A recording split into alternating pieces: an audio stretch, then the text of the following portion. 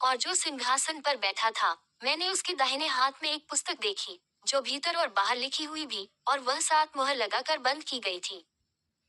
फिर मैंने एक बलवंत स्वर्गदूत को देखा जो ऊंचे शब्द से यह प्रचार करता था कि इस पुस्तक के खोलने और उसकी मुहरें तोड़ने के योग्य कौन है।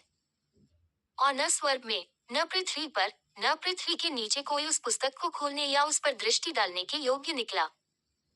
और मैं फूट फूट कर रोने लगा, क्योंकि उस पुस्तक के खोलने या उस पर दृष्टि करने के योग्य कोई न मिला।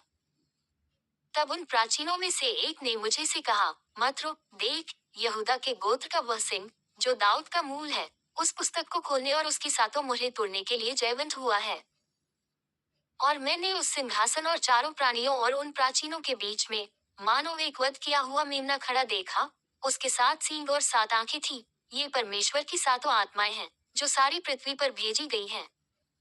उसने आकर उसके दाहिने हाथ से जो सिंहासन पर बैठा था, वह पुस्तक ले ली। और जब उसने पुस्तक ले ली, तो वे चारों प्राणी और 24 प्राचीन उस मेमने के सामने गिर पड़े, और हर एक के हाथ में वीणा और धूप से भरे हुए सोने के कटोरे थे। ये तो पवित्र लोगों की प्रार्थनाएं हैं।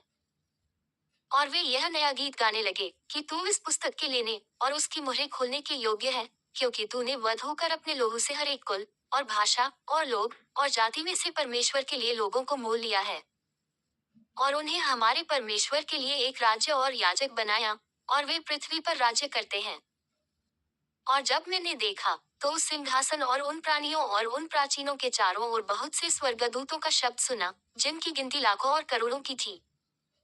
और वे ऊंचे शब्द से कहते थे कि वध किया हुआ मेमना ही सामर्थ और धन और ज्ञान और शक्ति और आदर और महिमा और धन्यवाद की योग्य है।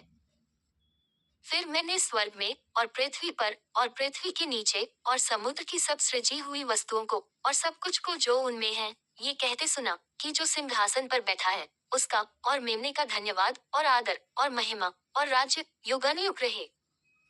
और चारों प्राणियों ने आमीन कहा, और प्राचीनों ने गिरकर दंडवत किया।